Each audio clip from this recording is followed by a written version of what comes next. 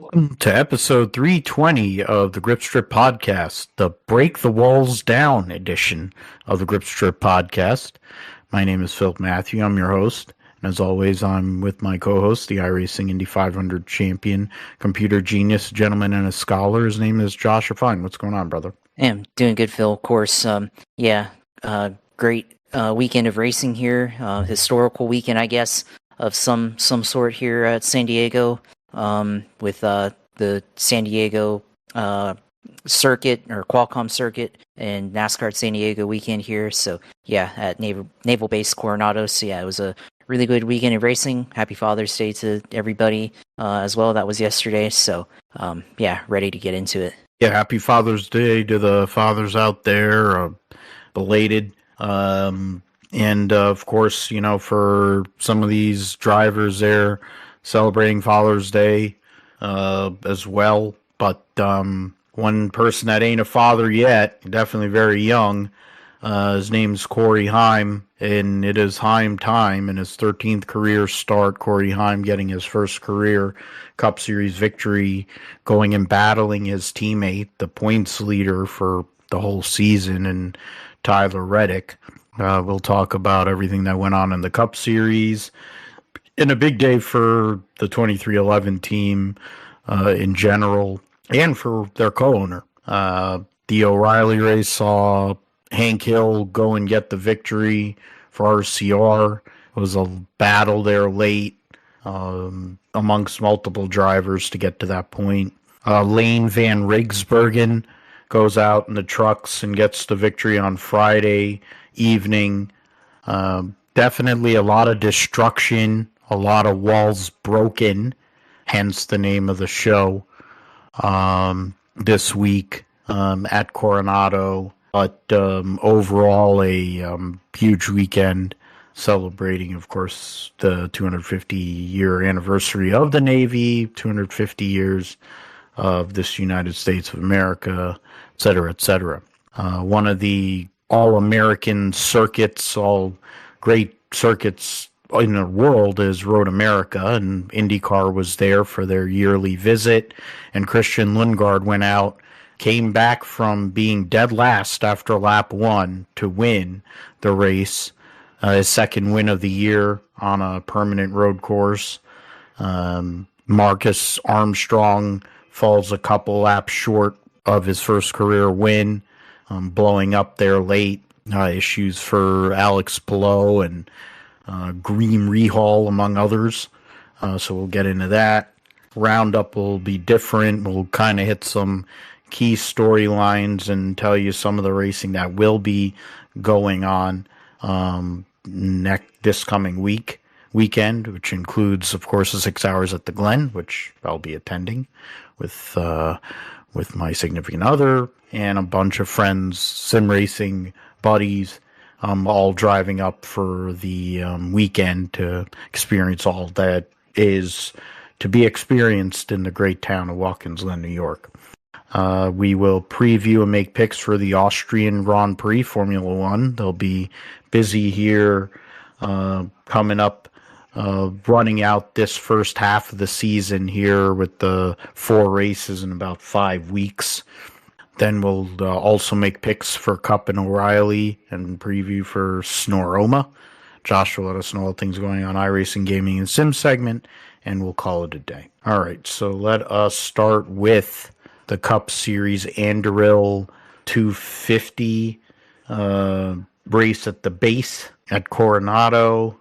You had a lot of struggles. A lot of drivers struggled during the practice and qualifying. It wasn't your usual grid, but there was some. You would think there'd be the likes of. I mean, the one thing that was usual was Shane Van Gisbergen winning the pole, and he did. He led 7 laps.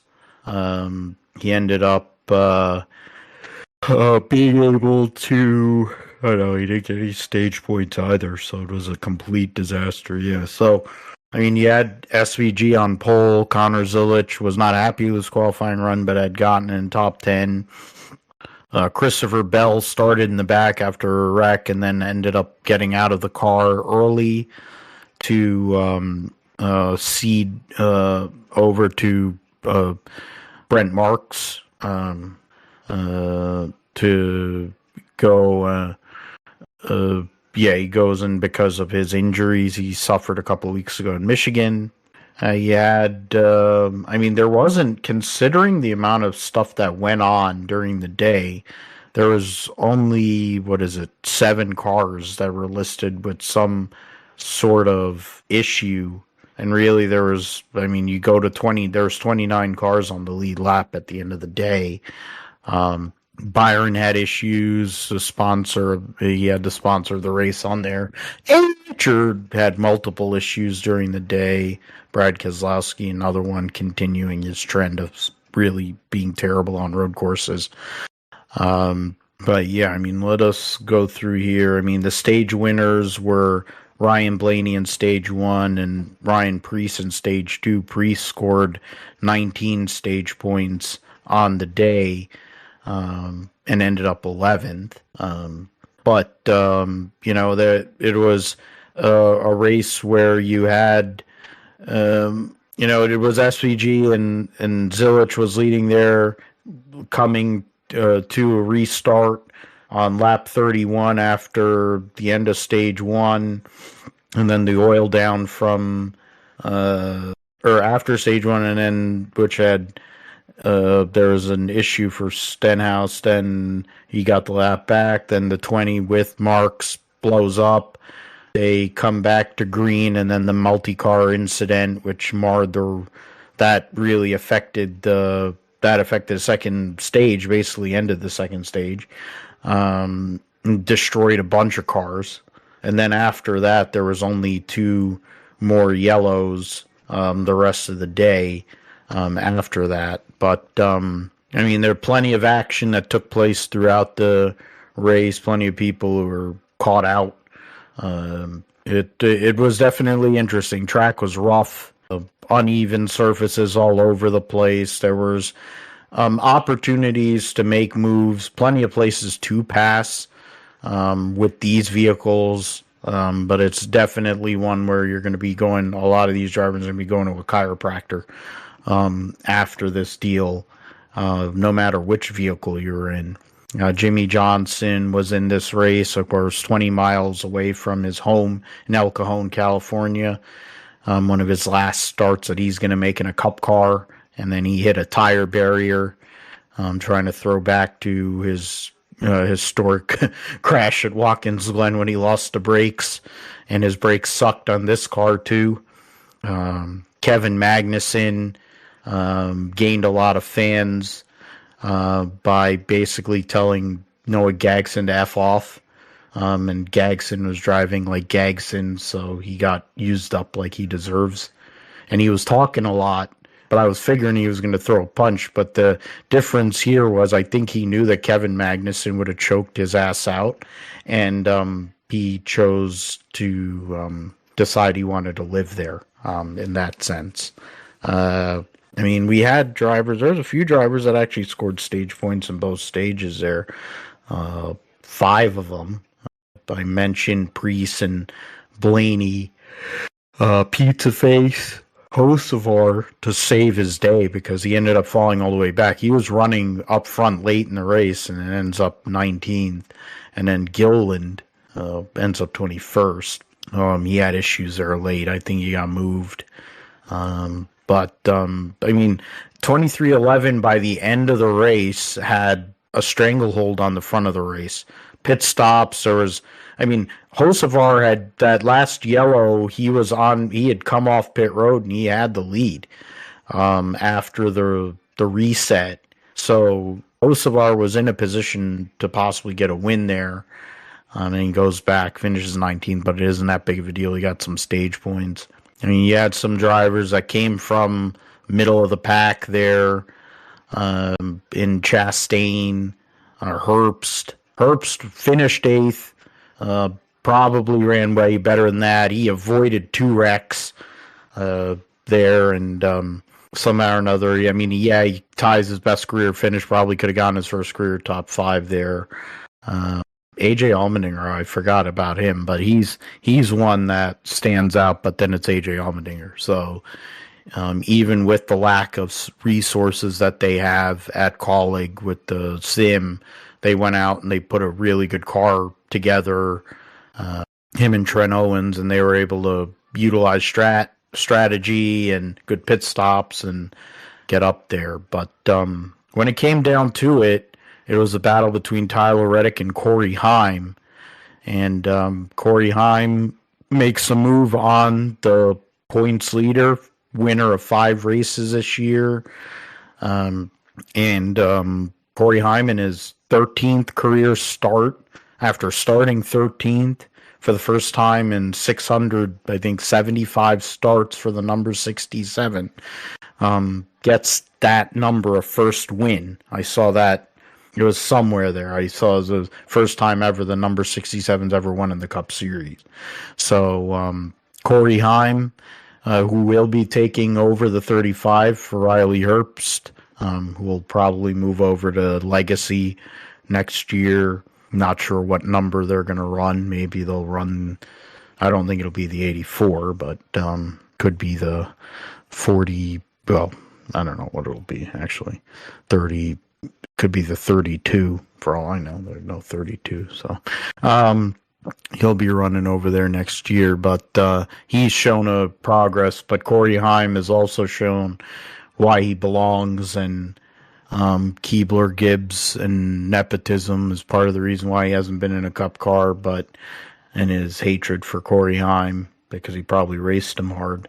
But Corey Heim raced his own teammate hard, and I think even Reddick knew he had kind of went over the edge and doored him, cut a tire down in the process, and lost a bunch of track position at the end of that race, lost a bunch of points.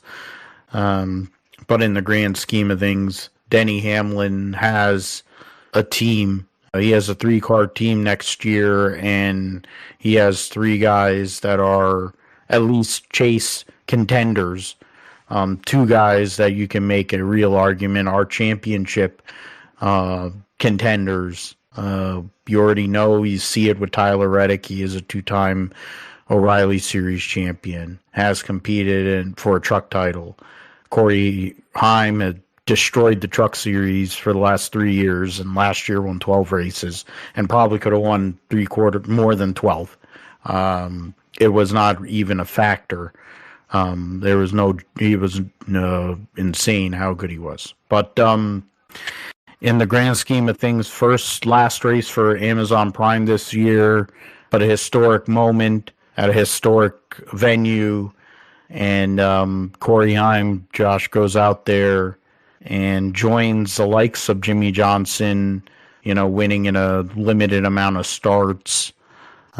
I've got to look it up in terms of least amount of starts to go and win first career Cup race. But Corey Heim showing why Denny Hamlin and why Michael Jordan said lock him up, because he is a real deal, and proved it yesterday against a guy who in a few months could be a Cup Series champion. Yeah, a very significant win here for Corey Heim here on Sunday. 13th start, like you said.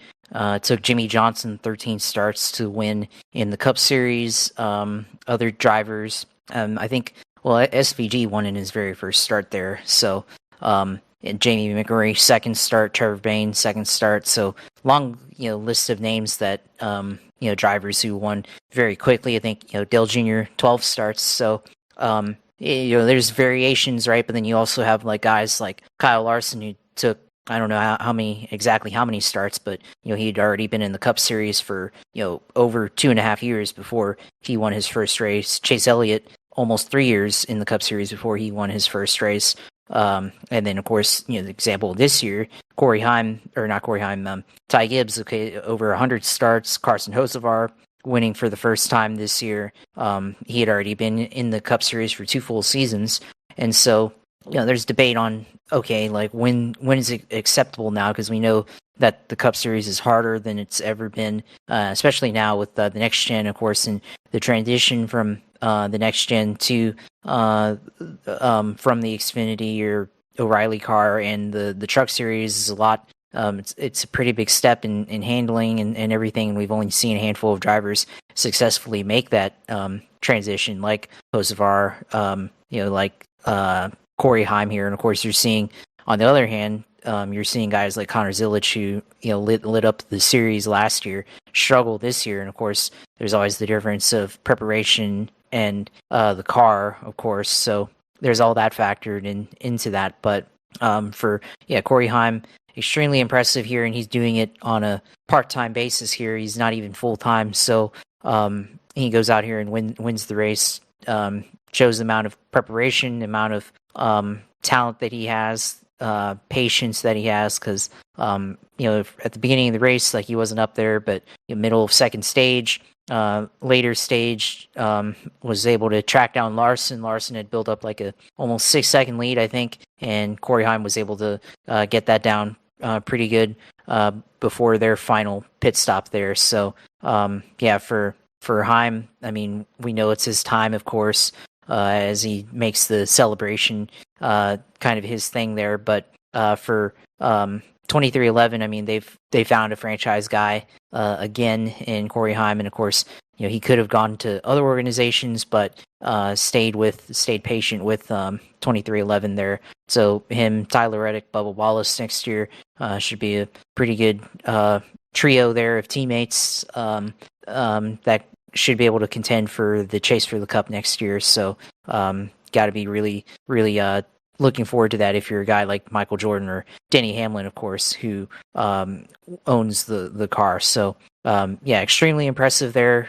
Gotta give kudos to Tyler Reddick there for racing him clean there at the end.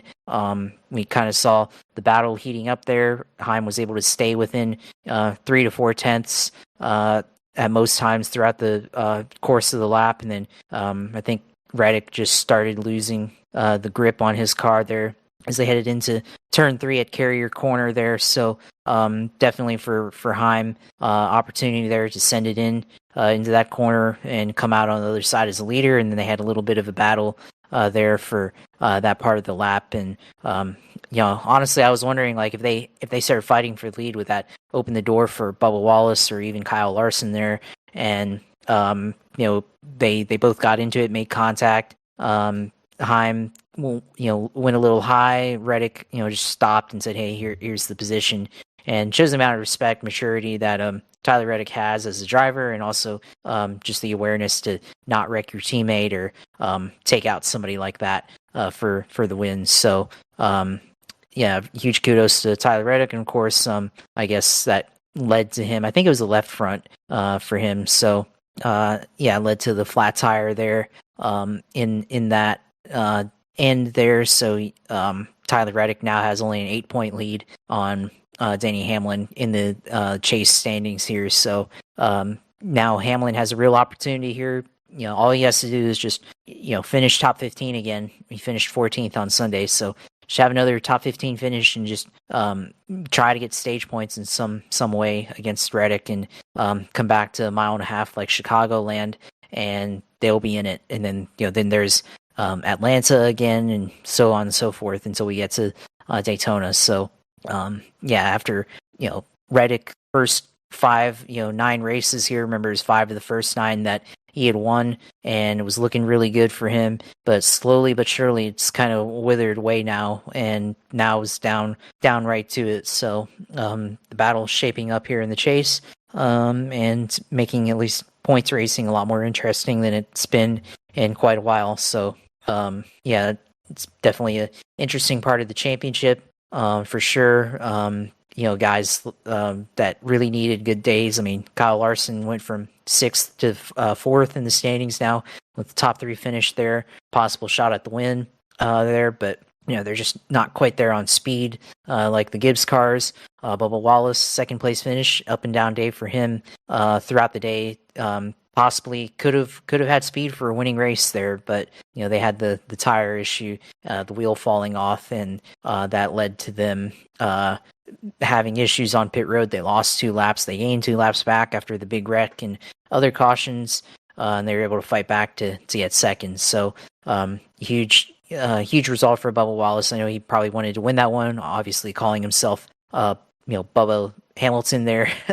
Or I don't know, maybe it's Lewis Wallace or some sort. But for Bubba, good finish there, best career finish on a road course, street course. So it's definitely an opportunity there. He's been improving there on that track type over the last couple of years. So now he moves up to 11th in the standings. So add some cushion for him trying to stay out of that danger zone in 16th there. So for Bubba, great result there.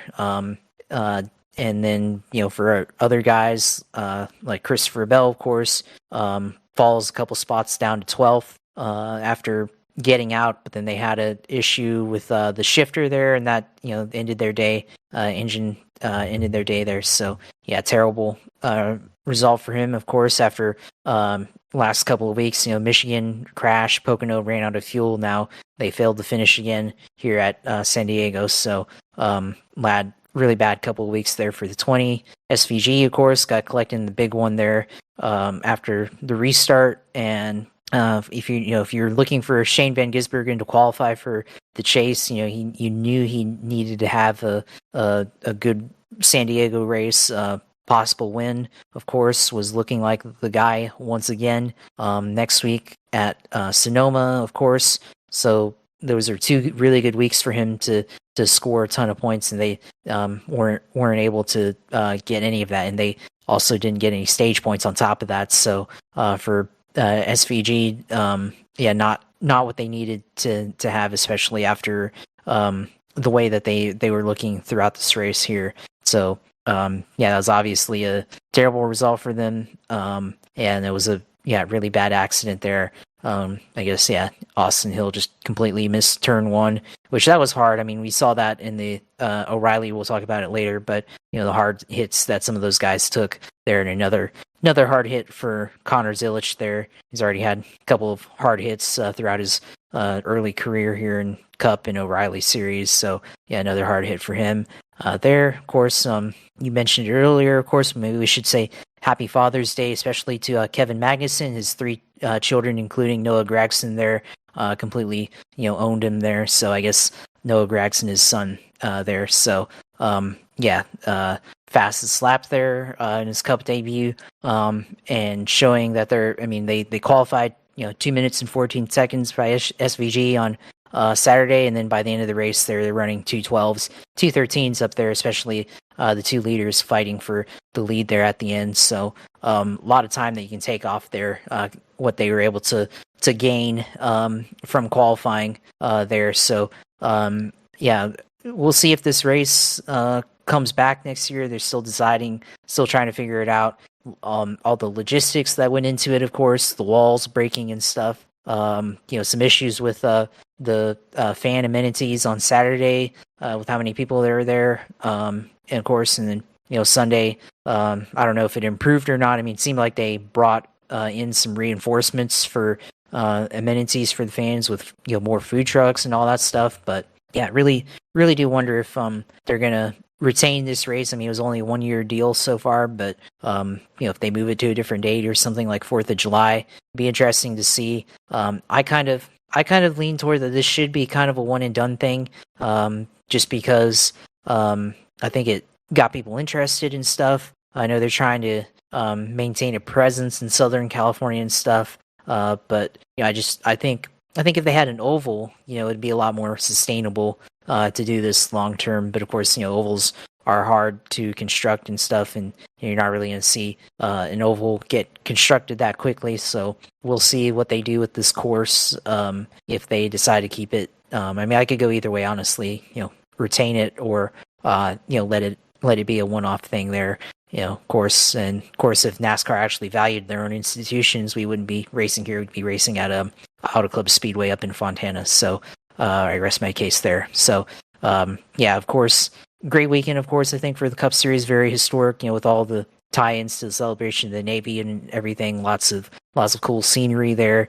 Loved the booth calling the race from the I should know this, but the crow's nest or whatever of the USS Carl Vinson there. So that was pretty cool. to see that, and just all the celebration and pageantry with the military and everything. It was pretty cool. So yeah, I mean, it was a great weekend of racing, especially Cup Series. Wasn't sure how it was going to go compared to the first 2 days, but luckily didn't really have that many incidents like what we saw in the Truck Series and the O'Reilly Series race.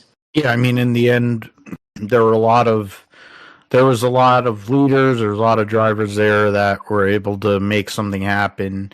Some drivers that you don't usually see up front will go through at least get through the top 10, and all the other people that got some stage points. Heim, Darrell Walsh Jr. coming back from 2 laps down with a loose wheel, and then is going to lose 2 of his pit crew members in the process, but gets a second place finish, gains some ground in the points. Larson leads second most laps on the day, finishes third. Zane Smith, another solid run, gets himself closer to being in a position to possibly contend for that last chase spot. AJ Allmendinger gains a lot of ground towards that in the number 16 for her colleague. Chris Buescher, who had one of the best cars on the day, finished 6th. Chastain, Herbst, Blaney, who had one of the best cars, period, just lost track position there. And then McDowell rounds out your top 10. Defense unicorns. Yeah, that's why I was wondering what the hell he had a goofy cartoon unicorn on his. I assumed one of his kids would have drawn it, but I guess it's an actual thing. Priest won stage 2, finished 11th, as I mentioned. Clyde, after riding on a scooter with Blaney earlier in the weekend, came from 30th to finish 12th. Nacho Libre was 13th. Hamlin makes up ground in the points. Gibbs was 15th. He got stage points. Logano 18th. Hocevar was 19th. I know he got moved. I'm just trying to remember who moved him. I know Chastain kind of doored him. I don't know if it was Allmendinger. I forget, somebody used him up there late, which, I mean, to be fair, it's Hocevar. He's been due to get wrecked I don't know how many times for how many years. Gilliland 21st and Byron 32nd, Zilisch 37th. The drivers there, some of them drivers who scored stage points. Heading into Sonoma, it's only an 8-point lead now for Tyler Reddick after having like 170-point lead at one point earlier this year. 8-point lead over his co-car owner, Denny Hamlin. Blaney has a 47-point edge on Larson, 48 on Gibbs, 49 on Elliott. So that's a good battle pod there between those 3 drivers. Then Buescher's kind of in his own realm. Suarez and Hocevar basically tied. Then you have another grouping of Briscoe, Wallace, Bell, and Byron all together within 10 points. Then that Jones boy moves up to 14th after what was a nightmare weekend for the legacy cars, but he somehow or another made something out of it. He's 2 points ahead of Cindric, 5 ahead of Priest, who moves up into the cutoff. SVG falls out. He's 5 back. Logano's 10 behind. Keselowski, after another bad run, is now, 13 points behind his driver, one of his drivers. AJ Allmendinger's 21 points back in 20th. Zane Smith is 51 back in 23rd after his top 5 run there on Sunday. So things are tightening up there at the cutoff, going all the way to 14th, really. 14th all the way to Zane Smith is 56 points in 23rd. So 56 points from 14th to 23rd, and then 63 to Riley Herbst. But of course he's leaving, so he's probably gonna fall off. But key battles here also, they have that in-season tournament thing going on starting next week as well. At Sonoma, starting with the Sonoma race and TNT taking over coverage. But yeah, I mean, solid. We'll see what the schedule holds for next year. And whether they'll be back there or they'll be going back to Chicago or something else. Yeah, I was also looking at least amount of starts. You brought it up, Josh, about like who won in their first in SVG, being the first person since Johnny Rutherford, Lone Star JR, to win in his first career start. Then in their second start, it was Jamie McMurray and Trevor Bayne. Third career start was amongst like legends or whatever. Of course, is Fireball Roberts, Dan Gurney, and Kevin Harvick. Justin Haley also won in his third career start. So, and then I'm trying to see how many, in terms of modern era drivers to win fewest amount of starts. This came out after Chase Briscoe won in his 40th start. Bell was 38, No Neck 35. The late Neil Bonnet was 33. Kyle Busch, late Kyle Busch, 31. Christopher Buescher was 27. Anthony Wayne Stewart was 25. The Biff, 23. Earl Ross, the first Canadian to ever win on the circuit, won in his 21st start. Well, look, Dennis Hamlin, 21 starts for him as well. Look like a dweeb. And speaking of dweebs, there's Joey Logano holding a lobster in his 20th career start. Cold Custer in his 20th start. Kenseth, 18. Carl Edwards, 17. Juan Pablo Montoya was also 17. Dale Earnhardt, 16. Morgan Shepherd, 15. Davey Allison, David Carl Allison, 14. Jim Johnson, 13 starts. So there you go. That's Corey Heim, as you mentioned. Dale Earnhardt Jr. there was 12. On the picture from Victory Lane there. Looking through some of them guys there, and there's Tony Jr. Pretty big. I don't know where Tony Sr.'s at in that picture. Ron Bouchard was 11. Gumby Cindric, 8. Mark Donohue won in his 5th start. There's Brad Keselowski, and they mentioned Kevin Harvick, Justin Haley, McMurray, and Trevor Bayne. So, all right. Let us move forward now. So, yeah, let's get into the O'Reilly Series. It was the United Rentals Driven to Serve 250, and plenty of destruction in this race. A little more straightforward in terms of who was up front. 4 drivers that were dominant, and Hank Hill, Taylor Gray, Carson Kvapil, and Brent Cruz, who started on pole. You had the likes of, which I'll mention here, we'll go through the rundown before we get further. Hill over Gray, Creed, Kvapil, Sammy Smith, your top 5. Jesse Love started tailback and finished 6th after he had issues in inspection. Parker Retzloff started in the outside pole and finished 2nd both stages, finished 7th overall.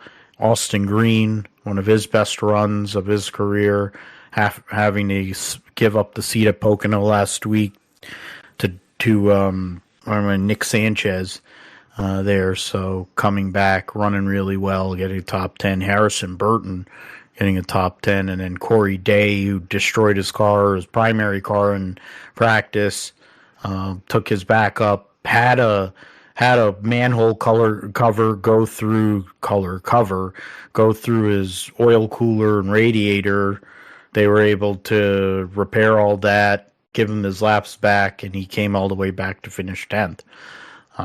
Other stage point scorers, Cruz, but he ended up 31st. Sam Mayer, Anthony Alfredo, William Sawalich were all part of that huge wreck on lap 34, finished 34th through 36th, respectively. They had delays. They had a red flag for Yeah, that was the red flag for 43 minutes after a wrecking looks like half the field there in turn one plus the wall. Then after that, they only had a couple of quick yellows there after. But, I mean, Allgaier had issues the whole day. Ended up blowing up. Cruz blew up twice this weekend then because he blew up in the 20 car on Sunday. Issues for the likes of Rajah Caruth driving the 88 this weekend. Amongst others there. I mean, Pardis had a better run, I think better car than finishing 18th there. Brad Perez gets a 19th place finish. Andrew Patterson gets a top 15 finish, so credit to him. Buckshot Jones from 33rd to 12th. So, yeah, so I mean, Hill used up Gray there late. Quapple got into Gray got into Quapple, moved him over. There was a lot of argy-bargy there late in that race, but Hank Hill went out there, gets the win, I think that's what his first road course win of his career, and gets himself into that mix for second in points after that victory. But a big win for RCR in general. After all the events, of course, and the loss of Kyle Busch. Yeah, huge win for Austin Hill there. Obviously opened the door for Hill with Taylor Gray and Carson Quapple going at it there. But for Hill, I mean, we know how he kind of races and everything, but obviously kind of the same deal as what happened on Sunday. Was able to just go into carrier corner there and just overtake and kind of slide Taylor Gray there and take the win there. So obviously a huge win for Austin Hill. RCR, of course, still obviously recovering from the loss of Kyle Busch, and you saw that with the interview that Richard Childress gave afterwards, and him clearly still choking up over it. So obviously still a huge moment there for them as they kind of still recover from that. But for Austin Hill, of course, this year hasn't really been the same Austin Hill that we've seen in the past, but 2 wins here this year, 5th in the standings, of course. For him, hasn't won on a road course yet. He's been kind of super speedway merchant so far in his career, occasionally mile and a halves and short tracks, but for him, just hasn't been there yet on a road course, street course. So big win opportunity for him here to win first time in the O'Reilly series. So for the whole organization, of course, it's what they needed. Of course, Jesse Little being announced, or Jesse Love, sorry, being announced going on to Wood Brothers next year to take over that 21 car, finished 6th. So solid weekend for their organization overall here in the O'Reilly series, at least. Taylor Gray, of course, really interesting move there, trying to go for it against Carson Quapple there. And I mean, I don't know if Quapple kind of let the door open a little bit by not going all out there at the end. But Taylor Gray, of course, probably not the right execution there. Got loose trying to pass Carson Quapple and just ended up wiping him out there. So obviously for Austin Hill, of course, kind of taking the win away from the bad guy, I guess, even though he's always been kind of, at least lately, been kind of the bad guy here in the O'Reilly series. So at least for now, at least until Sunday, of course, Austin Hill seemed to at least briefly earn the good graces of most NASCAR fans here by winning here. So, Taylor Gray, kind of, I guess, bad racecraft there, trying to get the win from Carson Quapple, and then on the other hand, Carson Quapple probably should have won. He had the fastest car there, late in the going, and wasn't able to convert that into a win. So tough break for him there. Obviously for Quapple, huge opportunity for a win, kind of going away there. Ends up spinning out and finishing in 4th. So still able to collect a lot of points, but obviously a win would be a big deal, especially for somebody that's kind of been bouncing around this year and between the 1 car and the 9 car and the 91 car. So big deal if they would have won there. Parker Retzlaff. And then also, I guess, Anthony Alfredo ran up front for a good part of the day. Retzlaff was able to recover from some pit road issues and finish in 7th there. They had an issue on pit road. Should have probably had enough to win the race, but unfortunately ran into some issues there. They had really good speed throughout the race, but they ended up finishing 7th there. Of course, Anthony Alfredo caught up in that mega accident there with Sam Mayer there. So they both had good speed qualifying in the top 5 for this race. Just a terrible accident there for Sam Mayer. Just completely, it's definitely, like we said, it's a hard corner, that first turn there. Can't really see where the wall is. And Sam Mayer just completely clipped the wall there and, careened back into the field there. And went head on into the wall, and you could see how hard of a hit that was with the way the steering column just completely compressed into the driver's compartment, and kind of just the heavy impact there from that. So yeah, glad Sam Mayer is okay, of course. Obviously his ego took a hit there, but physically it looks like he's doing okay there. So tough break for him there. Obviously he was running up front, top 5 as well during that. So, unfortunate for him there. Obviously, a lot of controversy at the beginning of the race. Corey Day there with the manhole cover running over that. Whether he should have gotten his laps back or not. I think a lot of people agreed that it was okay because it wasn't not their fault, just a fault of the track coming apart. Does set an interesting precedent there. We've seen in the past, I think Matt Weaver had mentioned it. Jeff Gordon, 2004, Martinsville, the track coming apart damaged his car in that race.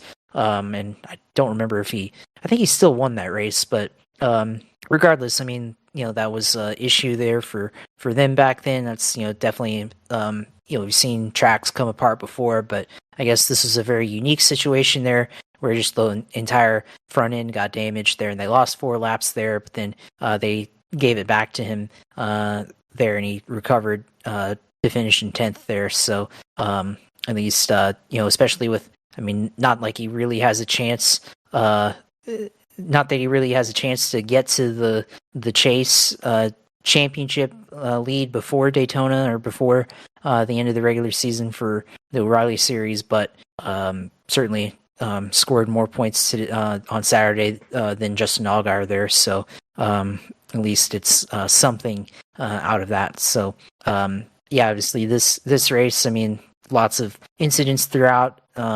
Especially huge red flag for 40 minutes there on lap 35 for that caution for the big one there. 23 cars got in it, so huge incident there for the field there. So that was one of the reasons why I was concerned about how this weekend would really go, because the way every time a wreck happened, the walls would move, which is by design, but obviously hinders the action there, and you spend a lot of time under yellow, under caution there. So big deal there. And I guess Sunday, of course, went relatively smoothly, of course, but of course we should probably also mention the fact that some guy went and got arrested during the race. That was fairly entertaining there. And this guy, throwback to 2007, Matt Kenseth at Watkins Glen there. And I guess, fan completely wasted, whatever, somehow manages to hop 2 fences there, double fencing there, and actually get onto the track and talk to Sheldon Creed for 30 seconds, a minute, whatever, and go back and hop the fence again, double hop. And then shortly after, he gets arrested. And I think because this happened on an active military base, that's actually a federal crime. So, committing federal crimes just to talk to Sheldon Creed there. What a guy. So, that's incredible, I guess. But he gets to spend his night in the clink. Yeah. Yeah, so yeah, the NCIS is like, ladies and gentlemen, we've got him. So yeah, that was a entertaining aspect of that race there. So really interesting. I wonder if that person, because he was walking with a lady there. I wonder if that was his girlfriend or his wife or whoever. But because the other police officer just said back away from this, and she backed away, or whatever. So this guy got arrested, whatever. Yeah, it was pretty funny there. So yeah, immediately when you saw that, I was like, yeah, this is Matt Kenseth all over again. So I mean, and that guy, I think that guy only had like the guardrail to hop over, whereas this guy, I mean, man, if this guy was completely wasted, like, man, that's like a lot of effort to go over the first set of fencing, which is just regular fencing, and then over the track fencing. So that's pretty funny there. So yeah, pretty memeable event there that happened during the race on Saturday. Yeah, I honestly, when I looked at him quick, I thought for a second that Joe went rogue and he decided that he wanted to go and talk to Sheldon Creed, but I also don't think he would get so inebriated that he would start jumping fences or walking through fences in the middle of red flags. He actually has common sense, so no offense to our good buddy Joe there, but he kind of looked like him because he had the ginger beard and all that, but dude had some hops, considering how many Busch Lights Busch beers he probably had to get to that point, and then finding Sheldon Creed of all people to talk to. Didn't ask for an autograph or anything, I guess. I don't know, but yeah, that reminds me of the Kevin Harlan. I think it was at a 49er game on the radio. I think it was a 49er Monday night game. And dude ran on the field, and he was narrating the guy, like, basically stripping on the field, running all around. Got Kurt Warner to laugh in the process. And he said, he's going to spend the night in the clink. And that dude, well, I guess he's got federal charges, but he probably is a fan of the guy, a fan of one of those people that's up there in charge, so he can probably get out of it. Yeah, Allgaier's got 220 something point lead, so that's not an issue. He could run like crap the rest of the regular season and be fine. Jesse Love is, what is it, 32 points ahead of Hank Hill. There, so there's a battle between second through fifth, which, I mean, they keep on emphasizing being in the top five in points before the reset. Buckshot Jones and Quapple are lurking there. So, I mean, Quapple having to swap between three different cars is 56 points behind Jesse Love. And so that's credit to him that he's been able to do that. And then for some of these other guys, they have multiple. There, you got Day and Hill has 2 wins, Creed has 1, Love, Jones, and Quapple still looking for their first win of the year. You have Retzloff in his own kind of world, kind of with Sammy Smith ahead of him. Then Gray and Mayer are tied 10th and 11th, and then Sawalich is 5 points ahead of his teammate Brent Cruz, 9 ahead of Rajah Caruth. Then Sieg 27 back. Brennan Poole and Anthony Alfredo they're over 100 back there. They're gonna need a lot of help to get themselves in there, to give themselves a chance. Okay, so is there any other, go over to the Truck Series Navy 250. You had Parker Kligerman and Adam Andretti MFing each other after the race, amongst other people that were pissed at each other. You had, what's it called? It wasn't Landon Lewis. Who was 42 is Tyler Reif. Oh, he fell all the way back to 19th. Yeah, so at the end of the race, Tyler Reif looked like he was going to win. He'd used up Daniel Hemrick there after Hemrick had started tailback, got all the way to the front, looked like he was going to win there. There was a lot of carnage went on. Brer's red flag after you had the 18 of Tyler Ankrum nail the wall. The results, Layne Van Riggsbergen started on the front row, won stage one, led the most laps, but it took some work to get himself back there. Daniel Hemrick, Kaz Gralla, Landon Lewis, Ty Majeski, your top five. Justin Haley and Butterbean Queen, who started in the back. 6th and 7th for the Colleague Rams. Ben Rhodes, Christian Eckes, Gio Ruggiero rounding out your top 10. Credit to Mini Tyrell getting one of his best runs of the year in 11th. Tanner Gray, who started at the tail, finished 12th. Adam Andretti was 14th after starting 30-30, wrecked in practice. Brendan Gaughan, I think, hit everything but the lottery and finished 16th. Parker Kligerman was 18th after winning stage 2. Reif, I mentioned, was 19th. Andres Perez was 21st. Chandler Smith, 22nd. Caden Honeycutt started on pole, finished 23rd. These are all drivers that scored stage points. Both stages, actually. Brandon Finger, 29th. Jimmy Johnson, 30th, led 2 laps. And then Ankrum's 31st. Jamie McMurray hit the turn 16 wall, and we'll have to ride a mechanical bull. Corey LaJoy also nailed a wall there, so finished dead last. So yeah, I mean, this race, there was controversy and plenty of argy-bargy in this one too. It looked really sketch the whole entire day, but when it came down to it, Joey Hand has been a huge resource for Ford in the simulator and on-road courses for these drivers, and Lane Riggs is going out there and at least making Bob Jenkins and the Front Row Motorsports higher-ups think about, giving him an opportunity possibly to go up to the Cup Series the way he's been running in the trucks this year. Another victory for him, and comes through, goes and snookers the Tyler Reif there right at the end, and gets another victory, Josh, and adds to his points lead.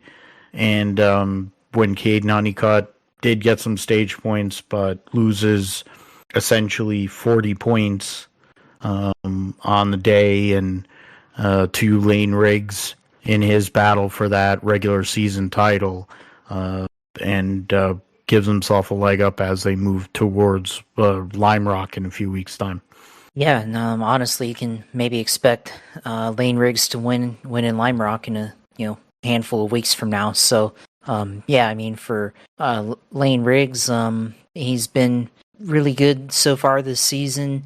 So honestly, not really surprised that he's won yet again on a road course. He's proven to be really good at road racing here so far this year. So honestly, for him, huge win for that group. Now they extend their points lead, like you said, over Caden Honeycutt. Got a feel for Tyler Reif, who probably had this race in the bag and then just overshot one of the final chicanes there. So huge loss for Tyler Reif there, of course, but he'll learn from it and move on from it and everything. But it was a fairly interesting race throughout. I think at one point thought Daniel Hemrick might come away with this as a win there, but really just the class of the field was Lane Riggs all day. Chandler Smith also ran up front there for a bit, so that was definitely really interesting to watch that unfold there.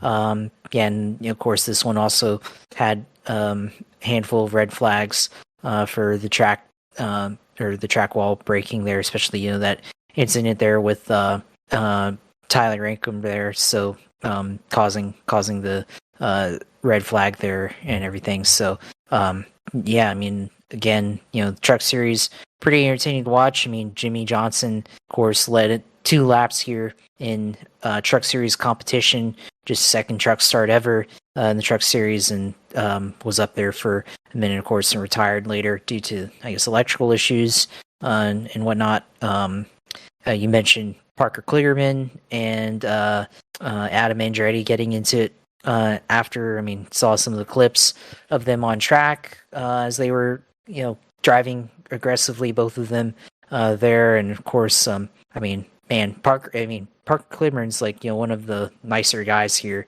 in all of NASCAR. So if he's mad, somebody, I guess Adam Andretti did something terribly wrong there, and you can see it in the way he reacted too. So I feel like Parker won that argument there. So yeah, pretty entertaining though to kind of see that unfold there. But yeah, a lot of these guys like Justin Haley finally gets a good finish for the Ram. I think that might be one of their better finishes this year. Brandon Queen, of course, Butterbean finishing 7th. Really good finish for him as well. And of course, Minnie Tyrell.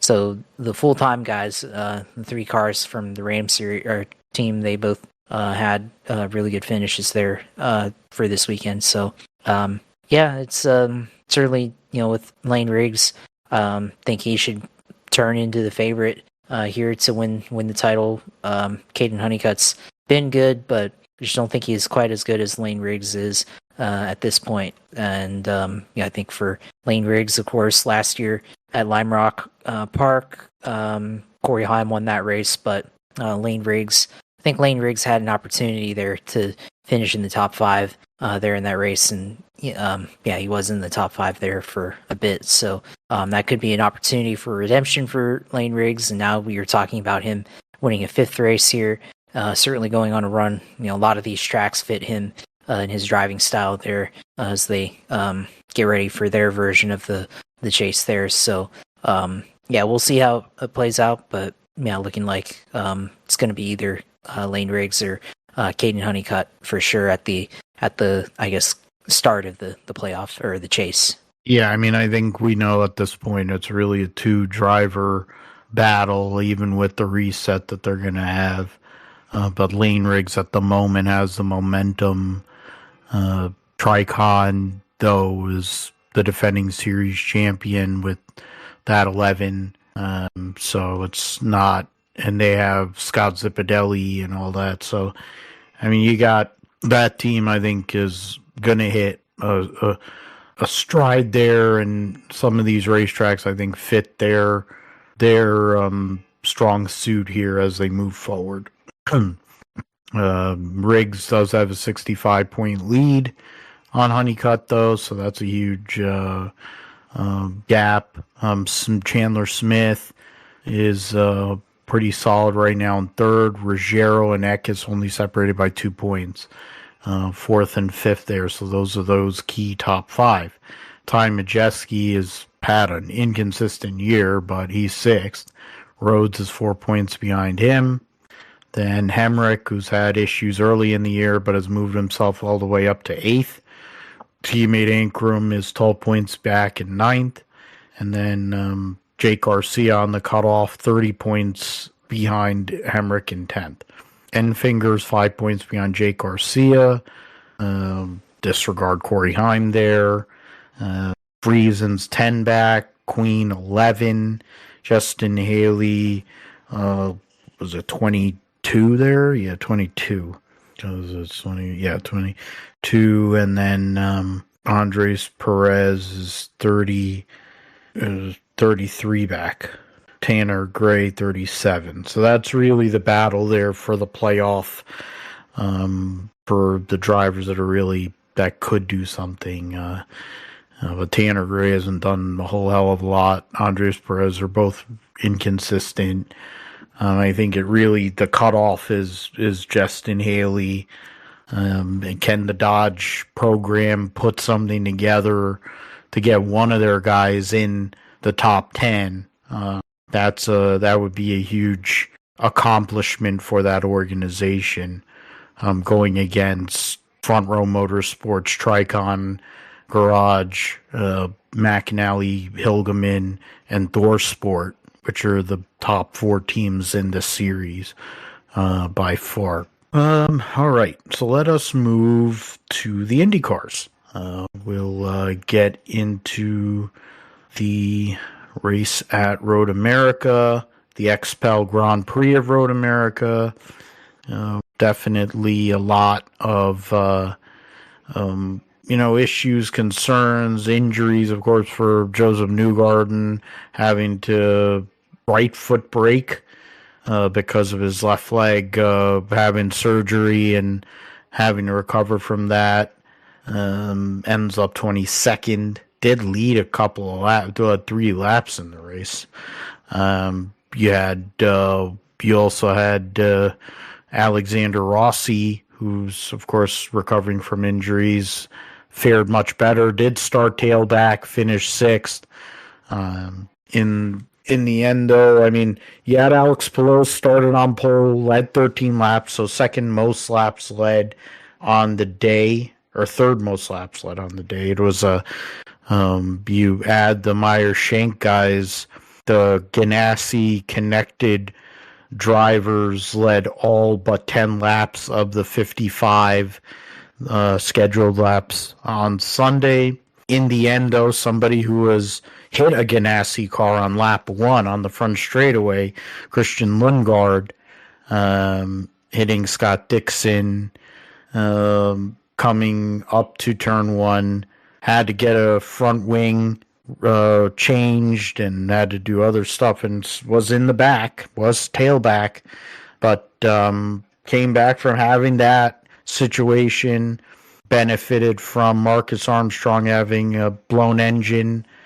and came through and gets his second win of 2026, second win on a permanent road course this year. Of course, his first win of his career was on a street course at Toronto for Rahal, Letterman Lanigan. Now he's driving, of course, for McLaren.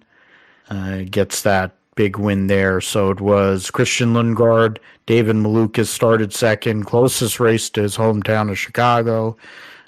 Kept on saying it was home track, but they're in Illinois. His family's company, I think, is out of Illinois. So Malukas power after running into Graham Rahal and spinning him out going into Canada corner. Graham Rahal, Kiffin Simpson finishes 4th. Alex Palou got a speeding penalty coming off pit road after one of the pit stops. Had to come back from that. Finished 5th. Rossi 6th. McLaughlin, Rosenquist, who led the most laps on the day, finished 8th. Root Beer Floathead 9th, and then Kyle Kirkwood in 10th. Scott Dixon there in 11th. Ward 12th. Erickson, whatever there. And then, Siegel got spun going into turn 5 on that last lap, which was a 1-lap shootout. Newgarden ends up 22nd, mentioned his issues, and an Armstrong horse blew up. Rahal went from possibly finishing 3rd to finishing 23rd. And then Rasmussen had a mechanical issue on the front straightaway to finish in the back. But for Lundgaard, ended up 12th on qualifying, so not ideal. Then has the contact early in the race and was able to come all the way back. Kyle Boyer and company going and calling a good race. Of course, full course yellows, landing the right way, and gets himself into the mix here for second in points. He's only 17 points out of second, and outperforming, of course, his much more heralded teammate in Pato O'Ward, 40 points ahead.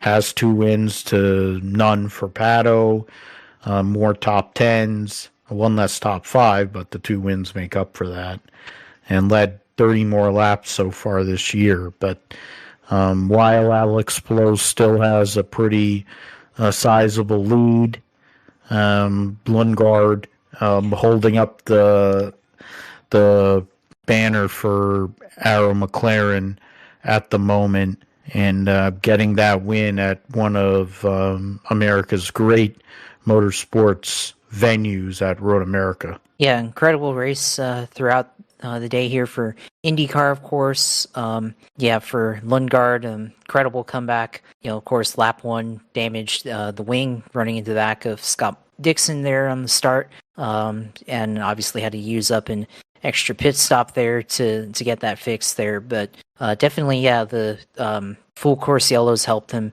out for sure. Especially the yellows for Christian Rasmussen there, and as well as yellow for Roman Grosjean there. So Lundgaard, of course, has been really good this year on pace. Better than what Pato O'Ward's been showing this year. He won at Indianapolis Grand Prix in the lead up to the 500 there. So now winning here at Road America, pretty big win for that group. They did a phenomenal job being able to come back from that, of course. And you got a feel for Marcus Armstrong, of course, handful of laps away from a potential first win.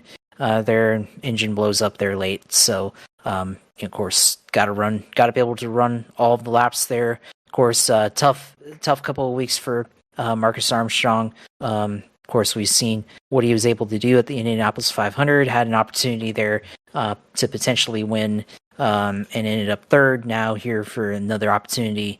Ends up in 24th there, 3 laps away from a potential first win there. So, obviously Lundgaard putting himself in the mix for the top 5 in the championship.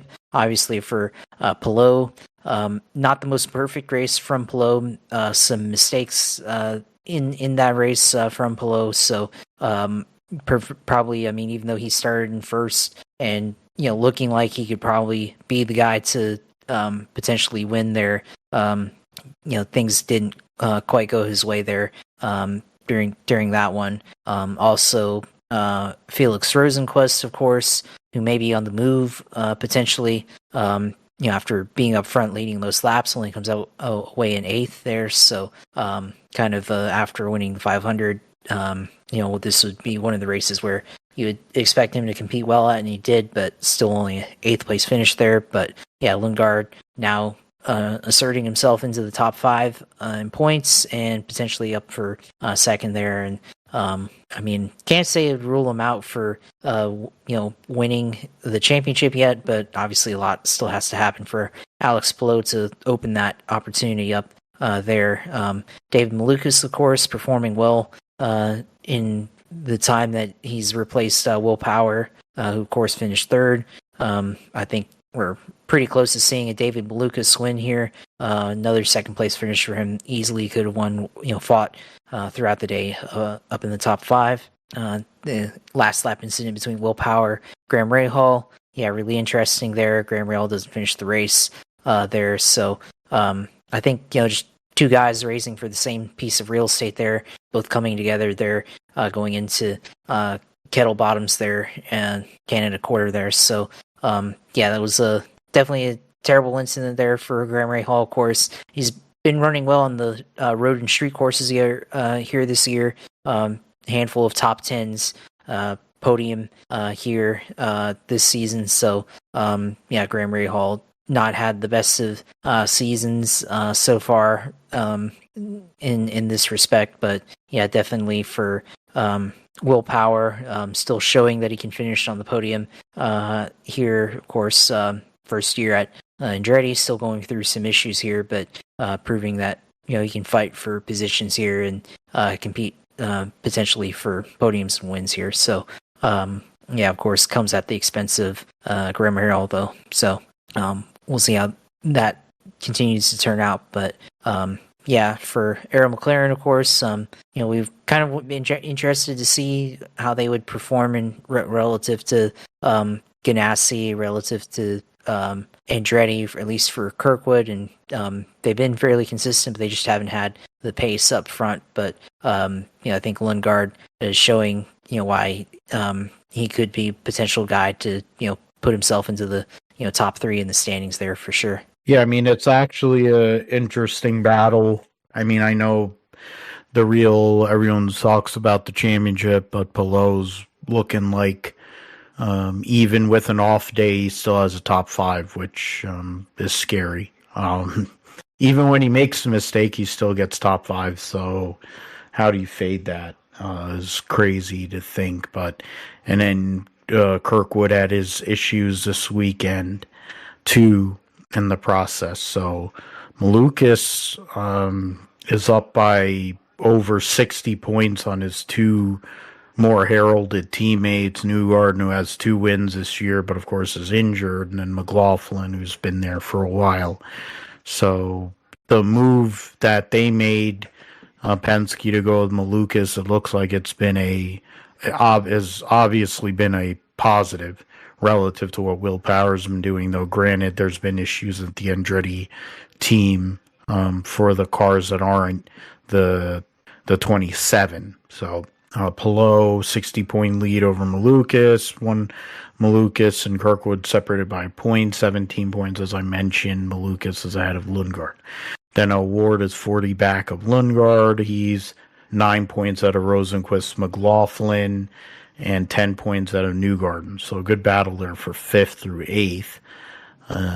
Then, 13 points separating Marcus Ericsson in 9th all the way to Ray Hall, who lost a ton of points, would be in the top 10 solid right now if he hadn't fallen all the way back there after he got his bleep wrecked by Power. No penalty there. They called that a racing incident. I'm not sure how running into somebody when you're not even, he only got to his left rear tire constitutes an actual pass, but whatever. I guess that's IndyCar for you. Yeah, so that's the battle there for 9th and 10th there, the last two drivers. Next race, of course, will be Mid-Ohio on Independence Day weekend. It'll be on Sunday the 5th, so they'll be qualifying on July the 4th. And then from there, they will move. They'll have a couple of weeks, so there's going to be some time. There's going to be some gaps, good rest for some of these teams that need it, the team members.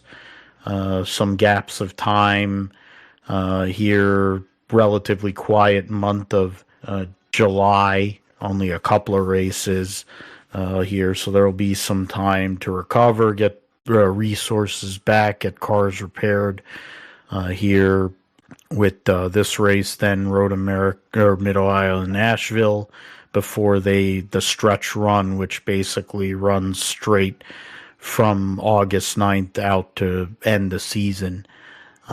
That'll be a tough stretch, so they're going to be getting ready for that. All right, so yeah, GSP Roundup, let's get it going. Marco Bezzechi made the news, the MotoGP points leader this year, by getting himself suspended for the race on Sunday at the Czech Grand Prix in Brno. In the process, opening the door for Marc Marquez to come back after he'd missed a couple of rounds, goes and gets the victory. Marco Bezzechi's teammate Jorge Martin, still nursing injuries from the wreck from the last race, had to do double long lap penalty, only finished 9th. So interesting there for the standings moving forward there. Bezzechi, after winning 2 races ago, has no points the last 2 rounds, and there's only 8 points at Jorge Martin. Fabio Di Gianantonio is 23 back. Marquez now has won 2 races in a row and is 40 points back. The top 7 separated by 53 points here going into their break. So it's still now it really is a battle for this championship. You can add Ayagura there, who finished 2nd, and Brno, who's now 5th in points. Costa as well into the mix. So we'll see how that all rolls in MotoGP when they come back for the next race. Joe Roberts actually finished in the top 10. Look at that in Moto2, so credit to him there. Then both AJ Foyt cars in the Indy NXT race 2 got DQ'd for tire infraction where they ended up swapping tires somehow. I don't know how that's possible, but it happened. And then Matteo Nannini ends up being the beneficiary of that. And then so we'll go quick results there. In race 1, it was Lockie Hughes over Josh Pearson. Alessandro De Tullio had the pole in that race. Finished third.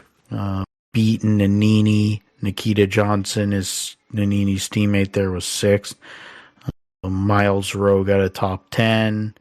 Enzo Fittipaldi had issues, finished 22nd there. And then in race 2, as I mentioned, was Nannini over Timmy Kachow and Nikita Johnson. Enzo Fittipaldi recovers to 4th, Miles Rowe 5th. Point standings heading to Mid-Ohio, another doubleheader they'll have there. Nikita Johnson up by 6 on Tymek Kusharik, and then 27 on Enzo Fittipaldi.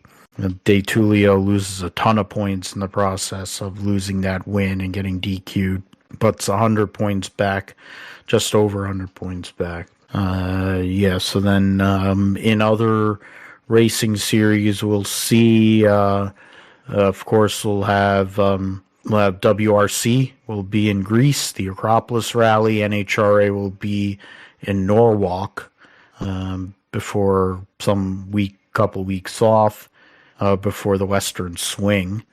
IMSA will be at Watkins Glen for the 6 hours at the Glen. As I mentioned, Amy and I will be there. It'll be essentially our vacation before we go to Chicago for my cousin's wedding, but that's a few months away. But busy otherwise. There'll be other events and things to do, but that'll be essentially a getaway. And a bunch of friends, sim racing people from G-Force will be up there as well. So hopefully connect with them, tailgate, do the whole thing. Sean Heckman from Dinner with Racers posted on his Insta, or posted on Dinner with Racers Insta, that they're going to have a kind of a meetup there for a little girl who's doing a fundraising thing. So hopefully get to meet him and meet this little girl who's trying to make some bracelets and stuff. So be cool to see. And see all the great cars that'll be there and all the different racing series we'll see at Watkins Glen because of how big a place it is. And then F2, F3 will be at Austria. So that will lead into the Austrian Grand Prix in picks. So, let us see here. I had first pick there. Josh, you had that one, and then I whiffed on all of mine as usual. But at least you got the trucks. So Josh, you get first dibs here. Formula One, Austrian Grand Prix. This is going to be a very busy stretch here for Formula One prior to their their summer break, and I think key towards the World Championship for the likes of George Russell, who is trying to go and make up ground in the standings. Of course, Lewis with the momentum of winning his first race for Ferrari at Barcelona. Not sure how the Red Bull Ring will be for the Ferraris, but I think it should be a good circuit for the Mercedes, and then also for McLaren. But what are you thinking? Who do you see as winner on the podium for this coming weekend? Yeah, it's hard not to go with Andrea Kimi Antonelli again to win. I think George Russell gets second here. And you know what? I'm going to go with Lewis Hamilton getting third on the podium. Round out podium. Yeah, it makes sense that it is safe picks there for sure in terms of especially Kimi Antonelli. For me, I'll go with Woody for differentiate to win with AK and Fish Lips rounding out podium instead of the Ferrari. On the podium, we'll see the Red Fool, who supposedly has the most powerful engine, with their Red Fool Ford powertrain. Alrighty, so that's Formula One. Yeah, I mentioned Formula 2, Formula 3 will be racing there, and then the following week, I believe, F1 Academy will be at Silverstone, but I'll double check that accordingly. NASCAR O'Reilly Auto Parts Pit Boss Food Max 250 at Sonoma, 38 for 38, nobody going home. Let's see, LeBay back in the zero for SS Greenlight. Connor Zilisch will be in the 1 car for JRM. SVG will be in the 9 for JRM.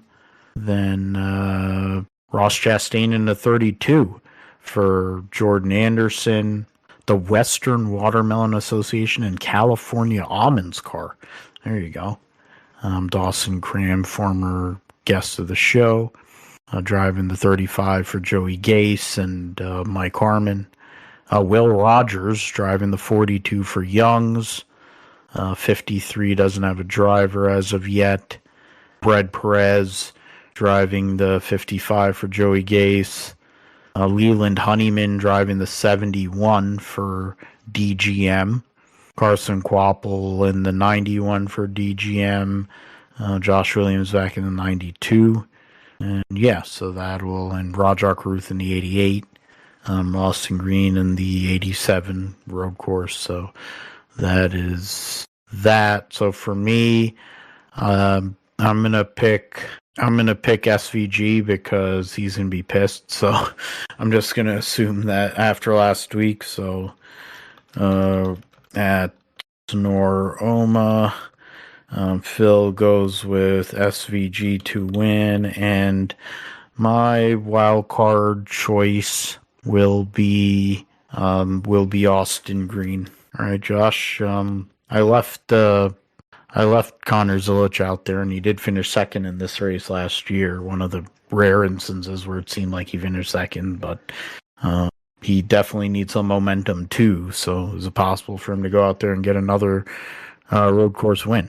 Yeah, I definitely think it's possible. I mean, this car should have won probably at San Diego with Carson Quapple behind the wheel. So, Rodney Childers bring that setup book to Sonoma and take it with Connor Zilisch here on the number 1 car. And I guess my wild card, I'm going to go with Brad Perez here. Had a good run here at San Diego, and he's on the entry list again in the 55 car, top 20. Why not? Yeah, and opening a seltzer for Brad Perez. Hopefully he can get a good run there. Joey Gase's team trying to get the most out of not the best equipment there. Just trying to make a decent run. Don't get junked.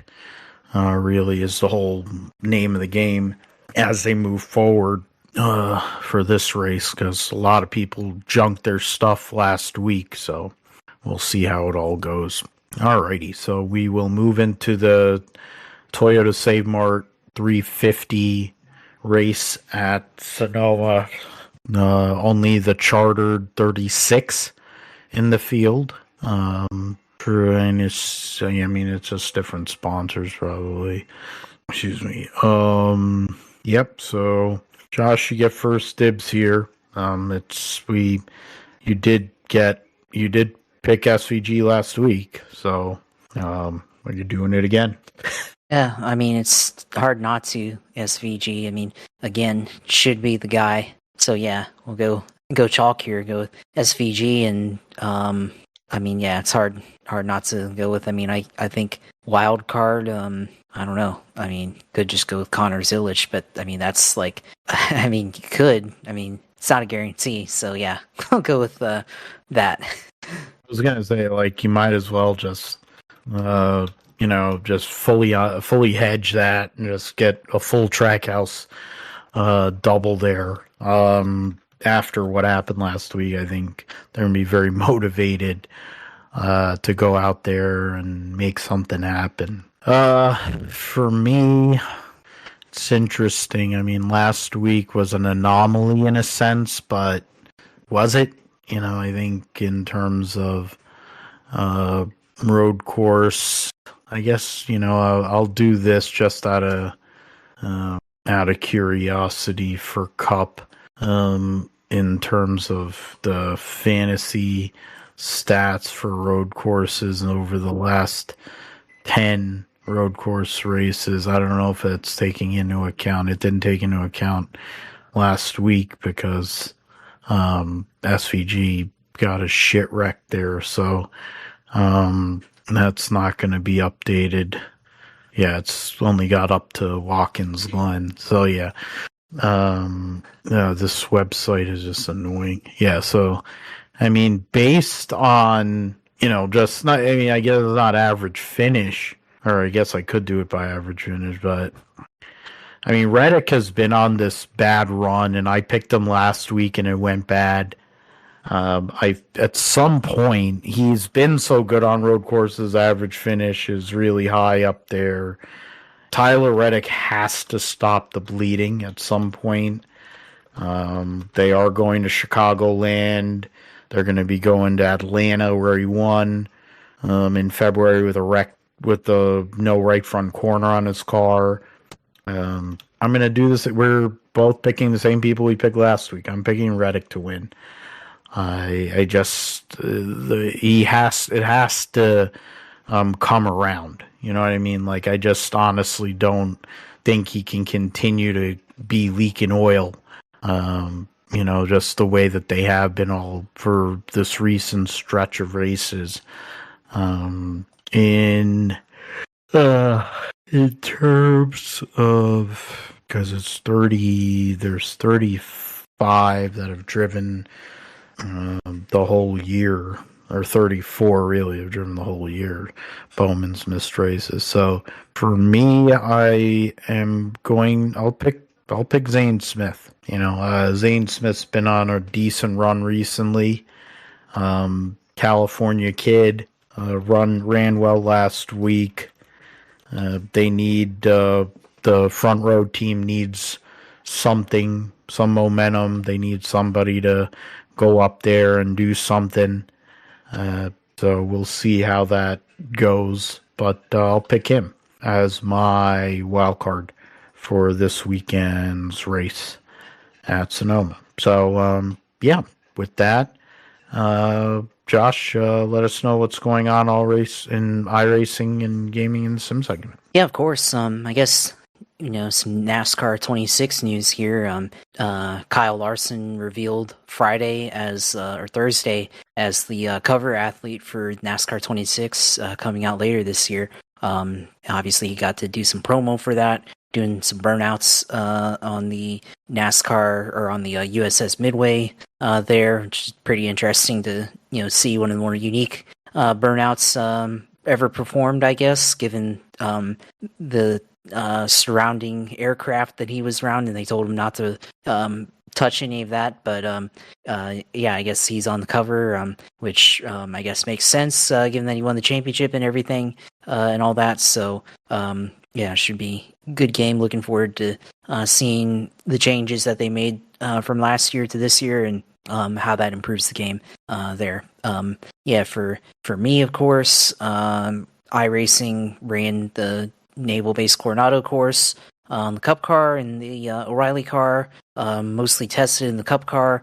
O'Reilly decided to actually run it, and the one race that I did, I think I was with LeVar Scott, the actual LeVar Scott from the O'Reilly series there. So he won the race, of course. I ran into the tire barrier on with the lap to go and killed my car. So yeah, I mean, I did this with in the O'Reilly car with zero practice, effectively. I just like, you know what, just hop in and go and see what happens. I kind of know the course from the Cup car. We'll see what it turns out, how it's any different there. So yeah, probably not the best thing. I mean, I thought it was doing good early, and then spun out, wheel hopped it into the final chicane there on the course, and spun out there, and then kind of killed my chances at a solid top 10 there. So it was looking good early, but yeah, that was interesting there. But yeah, once again in a session of iRacing with an active NASCAR driver, so I guess that's cool. Yeah, I mean, he started like I think 2 positions ahead of me, and he immediately sent it on the first corner there, and was able. I think it took him like a handful of laps to get up to the leader. So yeah, I mean, obviously lots of practice. I mean, that was one of the interesting things about this weekend was the differences in simulation there, and they're all talking about how the manufacturer sims they actually use a different simulator than iRacing. Right, and they have their own thing that they come up with. They use a entirely different program. I think it should be accurate, but I guess for this particular course, just wasn't as visually accurate as what iRacing had. And so a lot of people were talking about they used iRacing a lot for this this weekend because iRacing had the detail and the scan there, and they were able to use that to prepare for it quite easily there. I mean, and I think Parker Kligerman had talked about it. He said just visually, just iRacing was the way to go because they were able to get all the breaking points and everything down to the finest details there. I think Carson Hocevar was talking about. He said I think the best way that they were able to figure out the Cup car, how the Cup car should handle, was actually using the I think he said Mazda MX-5s on the San Diego course. So that's an interesting one there too. Which is funny because the Mazda MX-5s, I mean, race nothing like the Cup cars on iRacing, but I think on iRacing the Cup cars were capable of like 2 minute 6 laps, 2 minute 6 seconds there, and I mean they weren't able to run more than 2 minute 12 second laps there. Yeah, so that was interesting there. So obviously there's a bit of a difference there on iRacing compared to the actual real sim or real life. So that's pretty interesting there as well. There, so yeah, obviously they'll have that in the sim forever. So we'll see what people are able to do.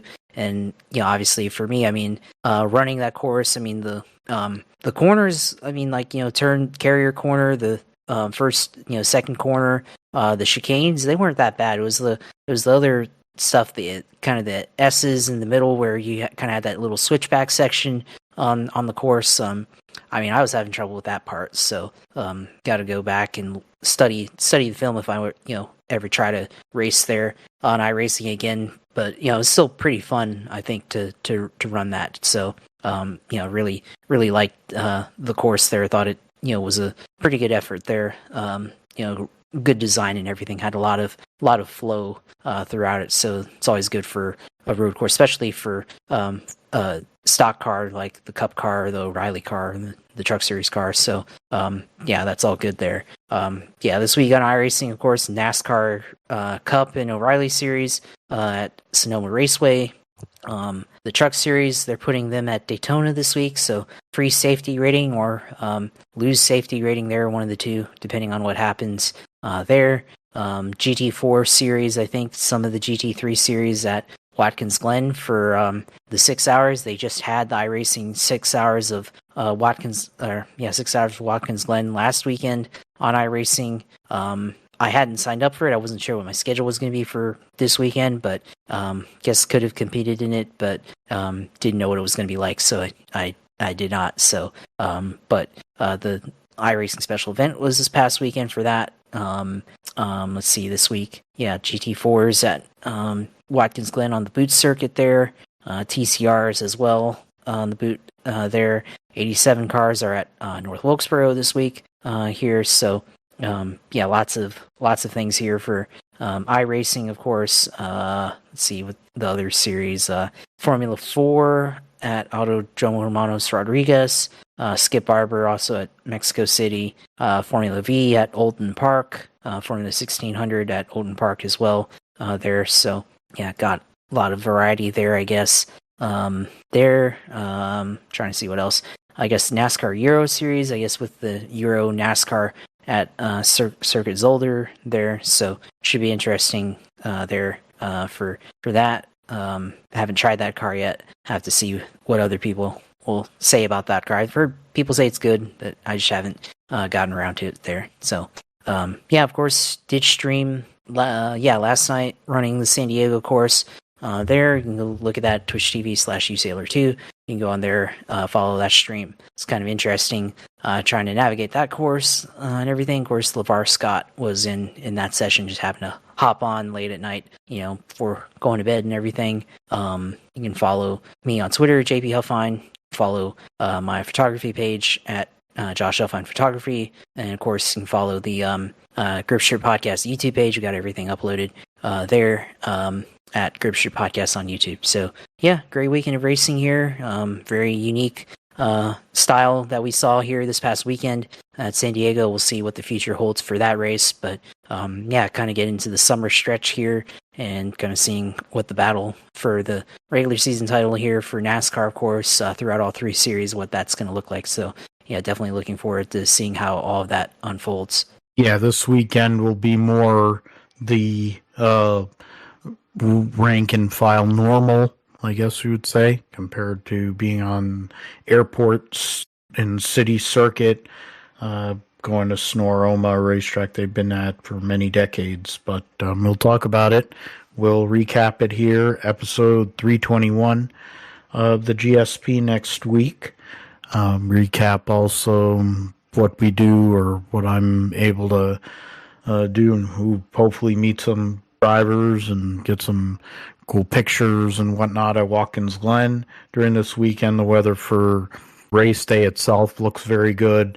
Gonna battle overcast and probably some possible rain earlier in the weekend on Friday and Saturday, but so it might affect qualifying, affect some of the racing we have there, but still will be a good weekend getaway. One of the beautiful parts of our great country. As Josh mentioned, the Gripster Podcast YouTube page, GSP 1428 YouTube page. You can get the audio feed as well. You can find Gripster Podcast, philipgmatthew.com, podbean.com. You can find me on the socials, Instagram, PGMGSP28, Twitter, PGMatthew28. As always, thanks to you, Josh, for all your work behind the scenes and all your insights and for friendship, of course, as well. So I'm grateful to do 320 friggin' episodes. It's crazy, just that number. Done this for all these years, and so it's something shows that when you have a passion for something, it's worth it to keep on going with it. So so thanks for listening. Please like, comment, subscribe, share with your friends, fam, and whoever you feel would benefit from listening to podcasts about racing and sports here on the Gripster Podcast. So for Josh, I'm Phil. Thanks for listening, and we'll see you next week on the GSP.